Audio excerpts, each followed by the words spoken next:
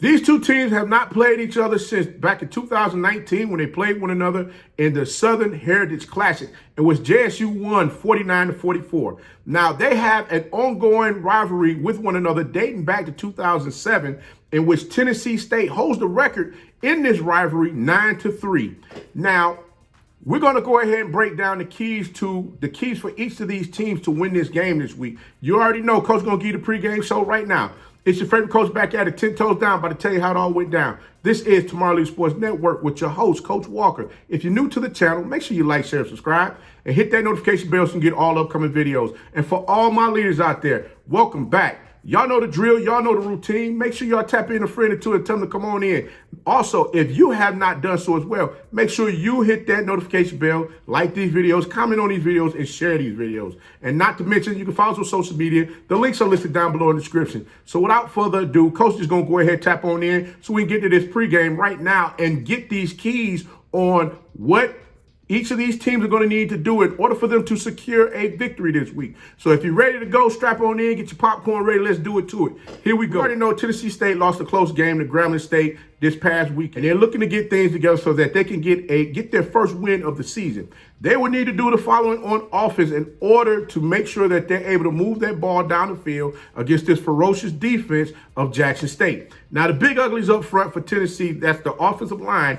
They must sustain their blocks, making sure that when they see a different defensive front put before them by defensive coordinator Thurman for JSU, they are aware of who their what their blocking assignments are. If they don't, I'm telling you now, JSU is going to throw a severe monkey wrench into any and everything that Tennessee State is looking to run come this weekend. I'm telling you right now, JSU will feast on the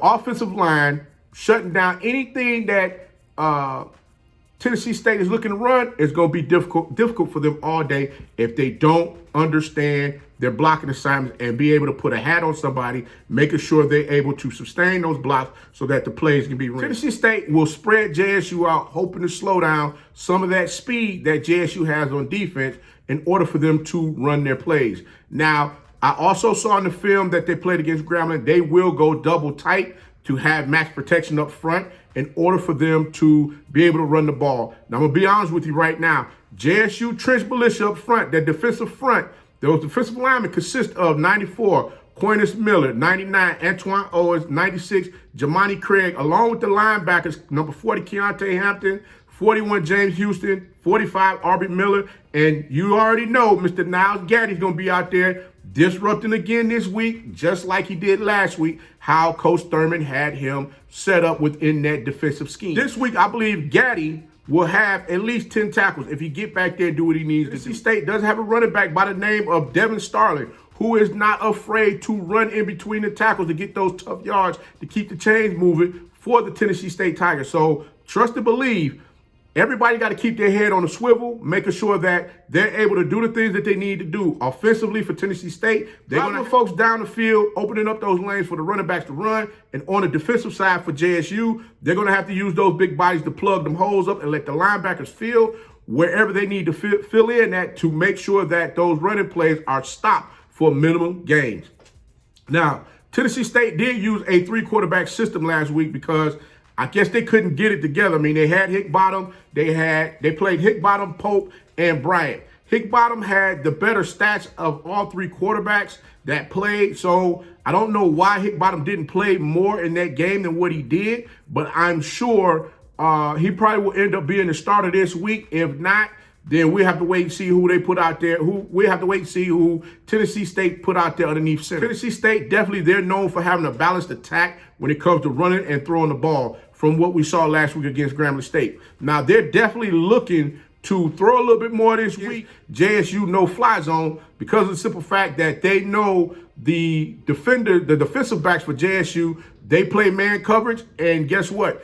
Either they're going to have hot reads going all day long where you got your slot receiver coming free, or you got your tight end coming free in some capacity where they're able to get the defenders for JSU a little cushion so that they're able to move down the field. So we're going to have to wait and see how that's going to turn out as well. Now, for JSU, their offensive line, the big uglies up front, Number 60, Amari Catchins. Number 51, Cedric Dunbar. Number 74, Tony Gray. Number 62, Vincent Sampson. Number 72, Dimitri Jordan. They will need to show up and show out this weekend, showing that they are capable of sustaining blocks. If they're not capable of sustaining blocks, I'm telling you right now, Tennessee State has some linemen up front that ain't afraid to come and eat. And when I say eat, they're going to eat all daggone day long. They got a young man up front. They will move him around on the line of scrimmage. Number 9, Nate Sutton. Hey, listen, make sure that young man is accounted for on the defensive front. If he's not, and a JSU lineman does not put a hat on this young man, it's going to be a long day for JSU to try to get off the ball. And trust you me, Shedeur Sanders is going to meet this young man. And it ain't going to be cute. I'm just telling you right now. Shedeur Sanders is going to see big number 99 right there in his face trying to throw a pass down the field and might get popped one time and say, welcome to college football. Defensive militia up front for Tennessee State, those 4 defensive linemen. Like I said, number 93, Raymond Horton. Number 1, Teray Jones. Number 9, Nate Sutton. And number 40, Detoye Adewo will bring pressure to JSU. Those linemen are not able to maintain those blocks. It's going to be a long day, guys. JSU, I'm sure the offensive line coach got and daggone these linemen behind his week and made sure that they cleaned up some of the stuff that they didn't get right when they played against FAMU. Had the line blocked a little bit more, I think JSU would have put more points up on the board than what they did. So we're going to leave last week alone. I'm not going to get back into the Orange Blossom Classic. If you haven't seen that video, I gave a post game on that as well. Check that one out. Also, I'll have the card for that one listed down below in the at the end of this video. One thing that I did want to say about the Tennessee State defensive front, when they substitute players in and out the game for Tennessee State, they get smaller. So I would say, and I'm sure the co-offensive coordinators, they've already seen this, that the best move for them would be for them to go tempo. That way they're wearing those defensive players down. And also by the time they get fresh legs in, they're already moving up and down. They're already moving the ball up and down the field. Not to mention when they bring those boys back in that they just substituted out, go ahead and wear them down some more because of the tempo offense that we'll continue to keep running. Make sure you got the ball in number 2, Peyton Pickett's hand, number 38, Sante Marshall, and if number 25, Tyson Alexander is playing this week, make sure y'all giving them a helping of them running backs so that they know, hey, listen, y'all go come out here, get this work, and understand what's going on because we keeping our foot on the gas and we ain't letting up. Now, for Shedeur Sanders will have another big week against Tennessee State defensive backs, and I'm going to tell you why.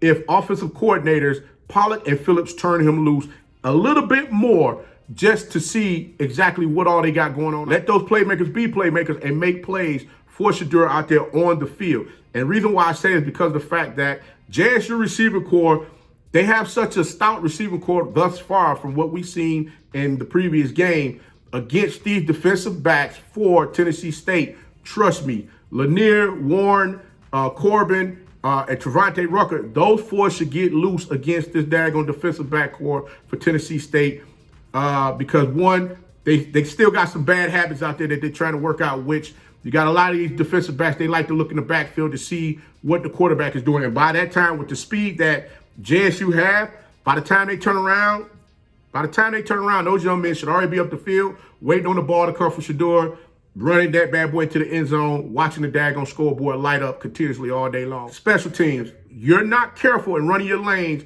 Tennessee State will take one to the house side of the coin with Newman there receiving kicks and punts.